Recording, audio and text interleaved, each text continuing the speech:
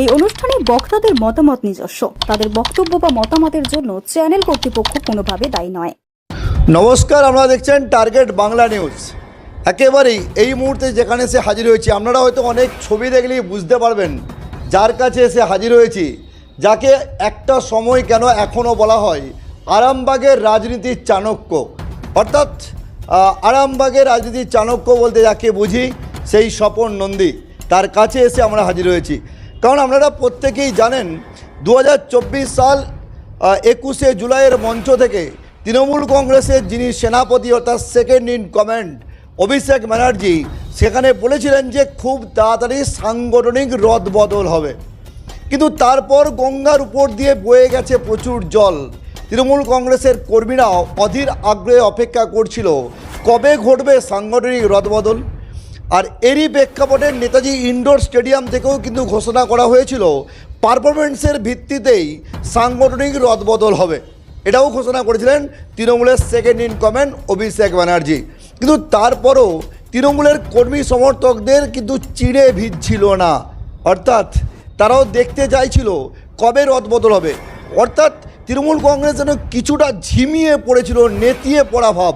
কিন্তু অবশেষে গতকাল একেবারেই যে তৃণমূলের যারা শীর্ষস্থানীয় নেতৃত্ব অর্থাৎ রাজ্য থেকে ঘোষণা হলো যে তৃণমূলের সাংগঠনিক রদবদল, যেখানে দেখা গেল যে বিভিন্ন জায়গাতে নতুন মুখ আনা হয়েছে, আবার কিছু কিছু জায়গায় কিছু পুরনো মুখকেও রেখে দেওয়া হয়েছে।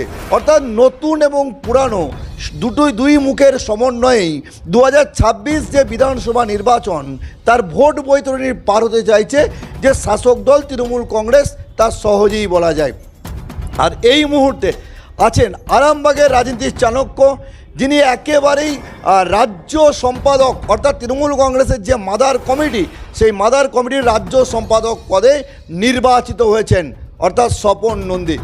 একেবারেই আসবো দাদা, এই যে রাজ্য সম্পাদক মাদার কমিটির রাজ্য সম্পাদক নির্বাচিত হলেন, এই যে অনুভূতি, এর যে আবেগ, এটা কিভাবে ব্যক্ত করবেন? সবচেয়ে আপনারা ব্যক্তর কথা যেটা বলছেন, আমরা হচ্ছি তৃণমূল কংগ্রেসের সৈনিক, মমতা বন্দ্যোপাধ্যায়ের সৈনিক। আমাদের নেতা যার হচ্ছে অভিষেক বন্দ্যোপাধ্যায়, সেই দলের একজন কর্মী হয়ে যখন যা দায়িত্ব দিয়েছে সেই দায়িত্ব নিষ্ঠার সাথে আমরা পালন করেছি। আপনাদের নিশ্চয়ই খেয়াল থাকবে যে মাননীয় মুখ্যমন্ত্রী মমতা বন্দ্যোপাধ্যায় যখন বলেছিলেন নেতাজি ইন্ডোর স্টেডিয়াম থেকে যে ভোটার লিস্টে যে বিজেপি কারচুপি করে আপনার বিভিন্ন রাজ্যে জয়লাভ করছে, যে নির্বাচন কমিশনকে তিনি বলেছিলেন যে ভোটার লিস্ট সম্বন্ধে সেই যে আমাদের নির্দেশ দিয়েছিলেন, নির্দেশ দেওয়ার পর আমরা কিন্তু সেই ভোটার লিস্ট আমরা সেই নেত্রীর নির্দেশে, আমাদের নেতা অভিষেক বন্দ্যোপাধ্যায়ের নির্দেশে আমরা পুঙ্খানুপুঙ্খভাবে আমরা সেই ভোটার লিস্ট পরীক্ষা নিরীক্ষা করে আমরা এই আরামবাগ লোকসভা কেন্দ্র থেকেই আমরা চোখে আঙুল দিয়ে আমরা দেখিয়ে দিয়েছিলাম যে মমতা বন্দ্যোপাধ্যায় যে কথা বলেছে যে ভোটার লিস্টে যে জাল জুয়া চুরি করে যে বিজেপি বিভিন্ন রাজ্যে ক্ষমতা এসছে। আপনারা দেখেছেন যে জীবিত মানুষ আছে তাকে মৃত করে দেওয়া হয়েছে। আপনার সে প্রদীপ আগরওয়াল উত্তরপ্রদেশে ভোটার থেকে আরম্ভ করে বোরা যেসব টাইটেল তাদেরকে সেই ভোটার লিস্টের মধ্যে ঢুকিয়ে দিয়েছিল, সেইটাও কিন্তু সেই মমতা বন্দ্যোপাধ্যায় আমাদের যে নির্দেশ দিয়েছিলেন তার নির্দেশে আমরা কিন্তু গোটা ভারতবর্ষের মধ্যে আরামবাগই কিন্তু সেটা দেখিয়ে দিয়েছিল যে না, মমতা বন্দ্যোপাধ্যায় যে কথাটা বলেছে সেই কথাটা সত্যি, সেটা আরামবাগ কিন্তু সেটা চোখে আঙুল দিয়ে দেখিয়ে দিয়েছিল। একেবারে আমি আসবো। দেখতে পাচ্ছেন যে একটা মানে ফুলের যেন একটা রাস, একেবারে এইদিকে দেখতে পাচ্ছেন ফুলের বোকে এবং এখানে দেখতে পাচ্ছেন ফুলের মালা আছে। অর্থাৎ এই যে রাজ্য সম্পাদক নির্বাচিত হয়েছেন, তো এই যে কর্মী সমর্থকদের যে ভালোবাসা, তো এই ভালোবাসাটাকে কীভাবে ব্যক্ত করবেন? এই ভালোবাসাটাকে ব্যক্ত হচ্ছে যে আমাদের দিদির যে কর্মসূচি, যে 94টা কর্মসূচি আছে, আমি সমস্ত কর্মী, আমাদের নেতা যারা যে এসছেন, যারা মমতা বন্দ্যোপাধ্যায় সৈনিক, প্রত্যেককেই বলেছি যে আমাদের কিচ্ছু করতে হবে না, শুধু মমতা বন্দ্যোপাধ্যায়ের যে 94টা প্রকল্প আছে সেই প্রকল্পটা যেন মানুষের বাড়ি বাড়িতে পৌঁছে দিতে হবে। এইটা করতে পারলেই, আমরা যদি করতে পারি, 2026-এর যে লোকসভা নির্বাচন, আমরা সেই হাসতে খেলতে আমরা সেই নির্বাচন পার হয়ে যাব। আপনারা জানেন যে আমাদের নেতা অভিষেক বন্দ্যোপাধ্যায় নেতাজি ইন্ডোর থেকে বলেছেন যে আমাদের 214 টার্গেট দিয়েছেন, 215 করার কথা বলেছেন। আমার যেটা যে মমতা বন্দ্যোপাধ্যায় যেভাবে উন্নয়ন করেছেন সেই উন্নয়নের নিরিখে আমরা 235টাতে এবারে 26-এর বিধানসভায় আমরা সে জয়লাভ করব। আর আরামবাগ যে 4টে বিধানসভা ছিল তার মধ্যে আমরা অচিরেই লোকসভার আমি আসবো, আমি ওই প্রশ্নে আসবো। আমি তার আগে একটু জানার চেষ্টা করব, এই যে একেবারেই যে আরামবাগে স্বপন নন্দী আরামবাগকে যেভাবে দেখেছিল, অর্থাৎ একেবারে সেই পাড়া বুথ ধরে ধরে অঞ্চল, ব্লক, পৌরসভা, সেখান থেকে রাজ্য কমিটি, একদম রাজ্য সম্পাদক, এই যে উত্তরণ, এই উত্তরণটা যদি একটু বলেন কিভাবে সম্ভব হলো এই একদম পাড়া থেকে রাজ্য সম্পাদক? আপনারা জানেন যে আমরা সবাই বলি যে আমাদের নেত্রীর নাম কি? মমতা বন্দ্যোপাধ্যায়।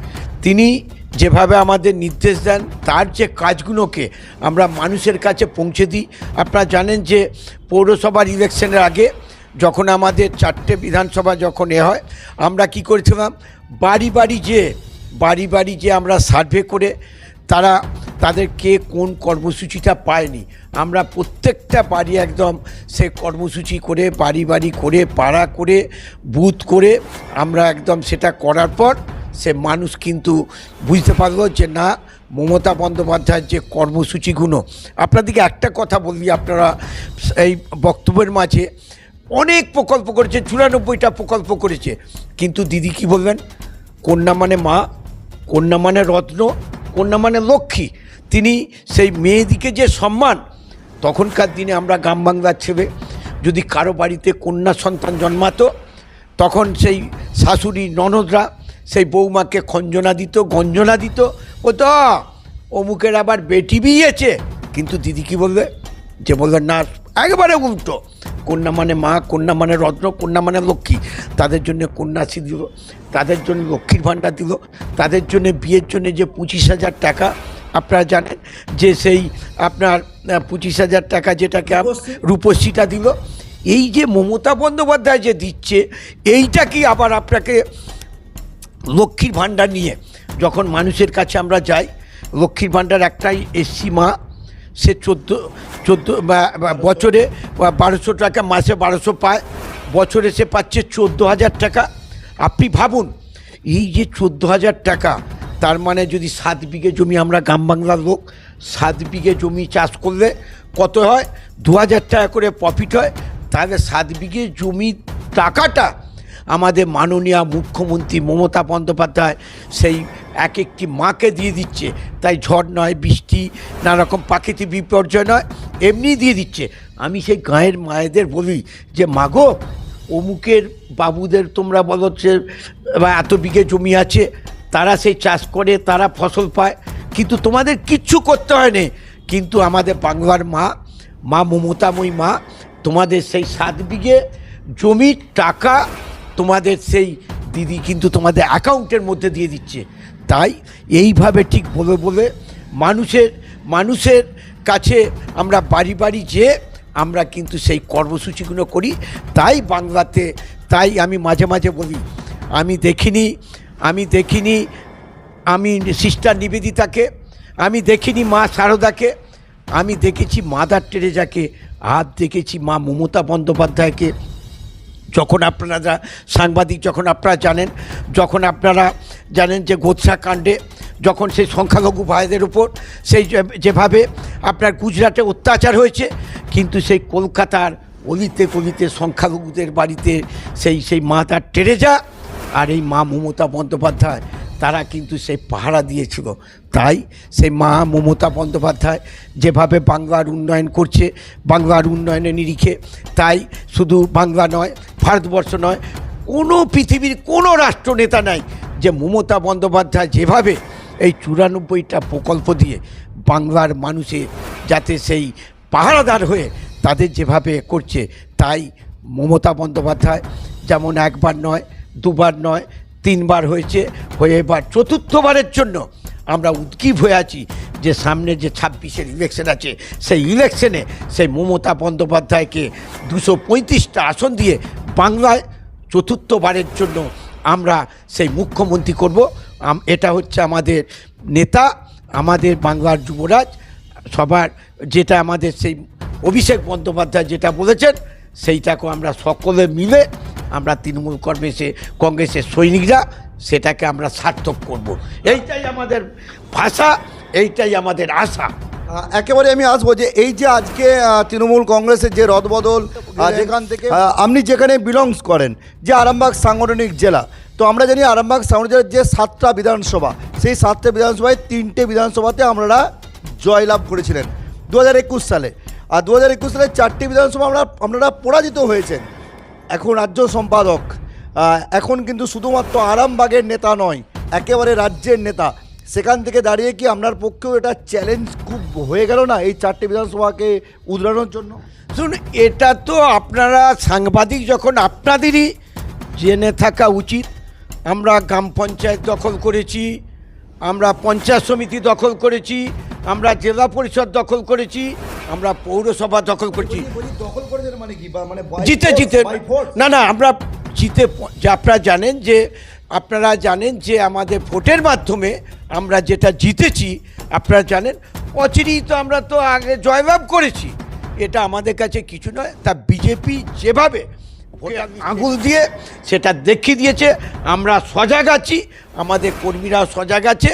আমরা 2000 শুধু আমাদের এখন যে খাওয়া দাওয়া বন্ধ করে আমাদের 2026-এ আমাদের দিদিকে চতুর্থবারের জন্যে আমরা সেই বাংলার মসনদে বসাবো। এইটাই হচ্ছে, আবার বলি, এইটাই হচ্ছে বাংলার মানুষের আশা, বাংলার মানুষের ভাষা। একেবারে আরামবাগ সাংগঠনিক জেলার সভাপতি নির্বাচিত হয়েছেন, পুনর্নির্বাচিত হয়েছেন রামেন্দ্র সিংহ রায়। আর ঠিক একই রকমভাবে আরামবাগ সাংগঠনিক জেলার যিনি চেয়ারম্যান, যেটাতে আপনি ছিলেন, তো সেই চেয়ারম্যান হিসাবে এসেছে আরামবাগ লোকসভার সাংসদ মিতালি বাগ। তো আবার আপনি রাজ্য সম্পাদক। একটা খবর আরামবাগে শোনা যেত যে রামেন্দ্র সিংহ রায় আর স্বপন নন্দী দুজনের মধ্যে নাকি বনিবনা ঠিকঠাক হয় না, সেখানে দাঁড়িয়ে রাজ্য সম্পাদক হিসাবে এই বাকি দুজনকে নিয়ে চলতে পারবেন? এই যে কথাটা বলছেন, এটা হচ্ছে আপনাদের মিডিয়ার কথা, আমাদের সাথে তো কোনো রকমে নেই। আমরা তো একটা পরিবার, আমাদের পরিবারের হেড হচ্ছে মমতা বন্দ্যোপাধ্যায়, আর তার সেনাপতি হচ্ছে অভিষেক বন্দ্যোপাধ্যায়। তারপর আপনার বক্সিদা আছে, আমাদের আরও সব নেতা নেত্রীরা, আমরা যারা আছি। মমতা বন্দ্যোপাধ্যায় যা নির্দেশ দেয়, সেই নির্দেশ আমাদের অভিষেক বন্দ্যোপাধ্যায় থেকে আরম্ভ করে অভিষেক বন্দ্যোপাধ্যায় আমাদের নিচে যেতেও ছড়িয়ে দেয়, আমরা সেইভাবে করি। এই যে যেমন 20 তারিখে আপনারা জানেন যে মমতা বন্দ্যোপাধ্যায় নির্দেশ দিয়েছে যে ভারতীয় সৈনিকরা যেভাবে পাকিস্তানের বিরুদ্ধে লড়াই করছে, তার এতে আমাদের জাতীয় পতাকা নিয়ে তাদের আমরা শ্রদ্ধা জানাবো, তাদের প্রণাম জানাবো, তাদের সালাম জানাবো।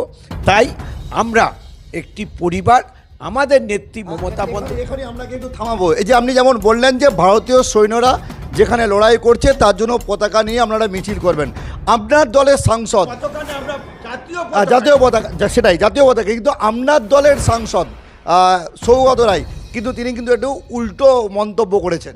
শুনুন, দলের মধ্যে, এটা তো দলের মধ্যে কে কি বলছেন সেটা তার হয়তো ব্যক্তিগত মত বা মত, কিন্তু আমাদের সুপ্রিমো হচ্ছেন মমতা বন্দ্যোপাধ্যায়। তিনি যা নির্দেশ দেবেন তার সেই নির্দেশ আমরা সমস্ত যারা আমরা কর্মীরা আছি সেটা আমরা মাথা পেতে নিয়ে আমরা সেই নির্দেশ মেনে আমরা আগিয়ে চলব। মানে 2026 নিয়ে কী ভাবছেন? আপনাকে তো আগেই বললাম 2026-এ আমরা 235টা সিট নিয়ে চতুর্থবারের জন্যে।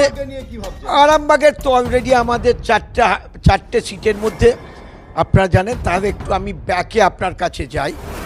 আপনারা জানেন যে 2019 সালে আরামবাগ লোকসভা কিন্তু আমরা জিতেছি। 2000 আপনার এই যে 24-এ যেটা হলো সেখানে আরামবাগ লোকসভা আমরা জিতেছি না, বেশ কয়েকটা যেটা বিধানসভা পিছিয়ে আপনারা বলছেন।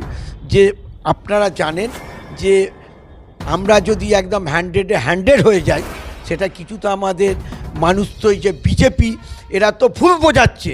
মনে করুন বিজেপি ভুলটা কীরকম বোঝাচ্ছে। বিজেপি যেমন নোটবন্দি করে মানুষের কিভাবে কি অসুবিধে করেছে।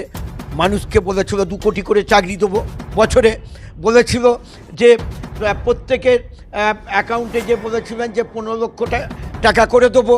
এই যে মানুষকে ভুল বুঝেছিল, কথা আছে না, আমরা গাঁয়ের ছেলে আশায় মরে চাষা, যে 15 লক্ষ যদি টাকা পাই নিশ্চয়ই আমরা তাহলে এভাবে বিজেপিকে ভোটটা দেবো।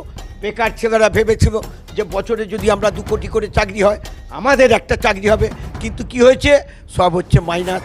তাই বাংলার নয় ভারতবর্ষের মানুষ এখন বুঝছে যে মমতা বন্দ্যোপাধ্যায় যেখানে আছে, যেমন আপনারা দেখেছেন যে সংখ্যালঘু থেকে আরম্ভ করে শিখ থেকে আরম্ভ করে আপনার বুদ্ধিস্ট থেকে আরম্ভ করে আপনার জৈন থেকে আরম্ভ করে আমাদের হিন্দু থেকে আরম্ভ করে বাঙালি, এই যে হিন্দু হিন্দু করে যেভাবে ওরা আপনার বাংলাটাকে নয় ভারতবর্ষকে যেমন করছে, আপনার দেখিয়ে দিল যে আপনার বা আমাদের দিদি দীঘাতে যে জগন্নাথ মন্দির করে কি সুন্দরভাবে করে দেখিয়ে দিল যে ওরা যেমন বলে যে রাম নাম, আপনারা দেখেন যে জুতো পরে রামের নামে ধ্বনি দিচ্ছে, রাম কে করছে। এটা কি আমরা রামের মন্দিরে যখন যাই আমরা পরিষ্কার হয়ে আমরা জুতো খুলে আমরা যে মন্দিরে যে প্রণাম করি, এরা সেই এরা কি, এরা কারা যে ভগবানকে করবে যে জুতো খুলে জুতো পরে রাম নাম করব, মাথা ফেটটি বেঁধে আমরা সেই রাম খেয়ে রামের নাম করব, সেই যে বোতল রাম খেয়ে রামের যে রামকে, এরা কারা? এরা হিন্দু।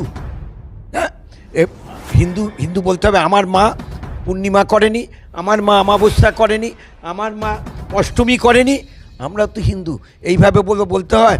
তাই দিদি কি বলে, ধর্ম যে যার উৎসব সকলের। তাই আমরা সেই মাননীয় মুখ্যমন্ত্রী মমতা বন্দ্যোপাধ্যায়ের আমরা কর্মী। আমরা যে আরামবাগ বিধানসভা যে 4টে আছে এটা তো আমরা নেবই। গোটা বাংলাতে আবার বলছি 235টা নিয়ে চতুর্থবারের জন্যে মাননীয় মুখ্যমন্ত্রী মমতা বন্দ্যোপাধ্যায় বাংলাতে আবার মুখ্যমন্ত্রী হবেন। একেবারে একটা প্রশ্ন দিয়ে শেষ করবো, যেখানে আপনি একটা কথা তুলে আনলেন যে হিন্দু মুসলিম যে বর্তমান সময়ে আমরা দেখতে পাচ্ছি রাজ্যের বুকে এই ঘটনাটাই ঘটছে। যদিও নজরুলের ভাষায় মোরা একই বৃন্তে দুটি কুসুম, হিন্দু মুসলমান। আবার বিদ্রোহী কবিতার দিকে যদি আমরা একটু তাকাই তাহলে সেখানে দেখব নজরুল বলে গেছে যে ওরা হিন্দু না ওরা মুসলিম, ওই জিজ্ঞাসে কোনজন। তো সেখানে দাঁড়িয়েই এই যে বাংলার বুকে যে সাম্প্রদায়িক একটা বীজ বাষ্প, সৌভ্রাতৃত্বের বন্ধন যেন বর্তমান সময়ে ধুলোয় মিশে গেছে। তো সেখানে দাঁড়িয়ে এই যে প্রেক্ষাপটে দাঁড়িয়ে আপনি রাজ্য সম্পাদক হিসাবে কি বলবেন? আমি শুধু আপনাদের বলবো, ওই শুভেন্দু আগে কি বলেছে, ওয়াশিং মেশিনে ঢোকার পর কি বলছে, তার মানে এখানে প্রমাণ যে আমরা মমতা বন্দ্যোপাধ্যায়ের আমরা কর্মী। আমাদের উনি যে নির্দেশ দিয়েছেন যে ধর্ম যে যার উৎসব সবার, আমরা ঈদে তো আমরা যেমন যাই, আমাদের পুজোতেও আমাদের মুসলমান ভাইয়েরাও আমাদের সাথে যোগদান করে আপনারা দেখেছেন। যে তাই সেই আমাদের সেই বাংলা সর্বধর্ম সমন্বয়ের বাংলা, রামকৃষ্ণের বাংলা, সারদা মায়ের বাংলা, নজরুলের বাংলা, রবীন্দ্রনাথের বাংলা, বিদ্যাসাগরের বাংলা, রামমোহনের বাংলা। তাই আপনারা জানেন যে এই আরামবাগ এমনই একটি জায়গা, আরামবাগ মহকুমায় জন্মেছেন সেই আমাদের সেই রামকৃষ্ণদেব থেকে আরম্ভ করে সেই বীর সিংহের সিংহ শিশু বিদ্যাসাগর থেকে আরম্ভ করে আমাদের সারদা মা থেকে আরম্ভ করে আপনারা জানেন যে বাংলাতে যে আমাদের আরামবাগ মহকুমার মধ্যে সেই আমাদের সেই প্রফুল্লচন্দ্র সেন যাকে গান্ধীজিটাকে সাড়া দিয়ে তিনি যখন সেই মহামারী দুর্ভিক্ষ হয়েছিল আরামবাগে তিনি গান্ধী হয়েছিলেন, মানুষের কাছে থেকে সেই গান্ধীজিটাকে সাড়া দিয়ে তিনি সেই আরামবাগ থেকেই ভারত বাংলার মুখ্যমন্ত্রী হয়েছিলেন। আরামবাগই কাটিয়ে গেছেন। তাই সেই আরামবাগ কার, রাজা রামমোহন রায়ের আরামবাগ কার, রামকৃষ্ণের আরামবাগ কার, সারদা মায়ের আরামবাগ কার, সেই বীর সিংহের শিশু বিদ্যাসাগরের আরামবাগ। আপনারা জানেন যে আমাদের সেই আপনারা জানেন যে সেই বিজ্ঞানী আমাদের জ্ঞান ঘোষ, সেও সেই আরামবাগের। তাই আরামবাগের একটা কৃষ্টি, আরামবাগের কালচার, আরামবাগের যে মাননীয় মুখ্যমন্ত্রী আরামবাগকে যেভাবে রেল দিয়ে সাজিয়ে দিয়েছেন, আরামবাগকে মেডিকেল কলেজ দিয়ে সাজিয়ে দিয়েছেন, আরামবাগকে আপনারা জানেন বৃদ্ধাশ্রম থেকে আরম্ভ করে ভবঘুরে মানুষদের ভবঘুরে ভবন থেকে আরম্ভ করে যেসব আমার সংখ্যালঘু ভাইরা আছে তাদের ঈদগাহ কবরস্থানগুলো থেকে আরম্ভ করে 100% আরামবাগে করে দিয়েছেন। আরামবাগে ইলেকট্রিক চুল্লি থেকে আরম্ভ করে আরামবাগে বন্যার সময় দেখেছেন যে হেলিকপ্টার যে আমাদের যেখানে ল্যান্ড করে হেলিপ্যাড থেকে আরম্ভ করে আরামবাগকে তিনি সাজিয়ে দিয়েছেন। তাই বাংলায় যেমন মানুষ মমতা বন্দ্যোপাধ্যায়কে ভোট দিচ্ছে, আর আরামবাগেরও মানুষ সেই মমতা বন্দ্যোপাধ্যায়কে ভোট দিচ্ছে। কারণ আপনারা জানেন তখন জিকে প্রশ্ন করত যে ভারতবর্ষের কোন মহকুমায় রেল নাই, তখন উত্তর হতো যে আরামবাগ মহকুমায় রেল নাই। সেই আরামবাগ মহকুমার প্রথম রেল যাত্রী ছিলেন রাজা রামমোহন রায়। তার সেই রেলের আপনাকে আমি একটু সময় নেব যে তার এতে ওই জন্যই মাননীয় মুখ্যমন্ত্রী মমতা বন্দ্যোপাধ্যায় যখন রেলমন্ত্রী ছিলেন সেই রাজা রামমোহনের খানাকুলে তিনি সেই যে রেলের যাতে সার্ভে হয় তার টাকা দিয়েছিলেন ভারত সরকার, কিন্তু এখনও সেই সার্ভে করেনি। তাই আমি বলবো যে সেই রাজা রামমোহন রায়েরও সেই এতে যেন রেল হয়। আর দিদি কি চেয়েছিলেন, আরামবাগকে এত ভালোবাসেন। আপনারা জানেন যে আরামবাগের উপর দিয়ে রেল যাক। আপনারা জানেন যে আমাদের সেই তারকেশ্বর হচ্ছে আমাদের মন্দির, বাঁকুড়া বিষ্ণুপুর হচ্ছে মন্দির নগরী, তার মাঝে আছে কামারপুকুর, তার মাঝে আছে জয়রামবাটি আছে। এই যে মাননীয় মুখ্যমন্ত্রী যে সেই ধর্মের মধ্যে যে তার উপাস আছে ফুরফুরা, দিদি ফুরফুরা রেলের জন্য করেছেন। আবার দেখুন যে আরামবাগের উপর দিয়ে দিতে চাইছেন যে মেল ট্রেনগুলো চালাবেন। কারণ আপনারা জানেন যে বর্ধমানের নিচে হচ্ছে কলিয়ারি, বর্ধমান দিয়ে যত রেলগুলো পাস করায় আপনার এক্সপ্রেস ট্রেন। তাই দিদির যে চিন্তাভাবনা যে ওই একদিন না একদিন দেখবেন যে মাটির নিচে কয়লা আপনারা জানেন যে কোনো দিন বসে যেতে পারে। তাই মাননীয় মুখ্যমন্ত্রী ধস নিয়ে নিতে পারে। ওই জন্যই মাননীয় মুখ্যমন্ত্রী চিন্তাভাবনা আছে যে আরামবাগের উপর দিয়ে যত রেলগুলো পাস করাবেন। তাই বলি যে মমতা বন্দ্যোপাধ্যায় যেভাবে আরামবাগকে দিয়েছে, আরামবাগের কথা বলতে হয়নি যে দিদি আমাদের এই দাও, দিদি কিন্তু না চাইতি আরামবাগকে দিয়েছে। আর আরামবাগের মানুষও আপনার 2026-এ ওই যে বিজেপি ভুল বুঝিয়েছিল যে 15 লক্ষ টাকা দেবো অ্যাকাউন্টে প্রত্যেককে, ওই যে বলেছিল 2 কোটি করে চাকরি দেবো, ওই যে বলেছিল নোটবন্দি করে যে প্রত্যেকের হবে, এইটা মানুষ বুঝে গেছে। যতই শুভেন্দু ওরা মানুষকে বোঝাতে যাক, সবাই বলছে যে শুভেন্দু এখন মাথার ট্রিটমেন্ট করুক, সেই পাগলা গারদে যাক। তাই আপনাদের বলবো ওরা যত চেঁচাবে মানুষ তত মমতা বন্দ্যোপাধ্যায়কে সমর্থন করবে। একেবারেই ধন্যবাদ। বুঝতে পারছেন যে আরামবাগ সাংগঠনিক জেলার যে রদবদল হয়েছে অর্থাৎ গোটা রাজ্যেই ঘটেছে। তো সে ওয়ার্ডে একেবারে টার্গেট বাংলার সাথে ছিলেন যে এক নবনির্বাচিত যে আরামবাগ থেকে এখন পর্যন্ত আমরা যতটুকু জানি পপুলার সেনের পর মানে আরামবাগ থেকে একেবারে তৃণমূল কংগ্রেসের রাজ্য কমিটির স্থান করে নেওয়া স্বপন নন্দী একেবারে বিস্ফোরক মন্তব্য করলেন টার্গেট বাংলার ক্যামেরার সামনে। ধন্যবাদ।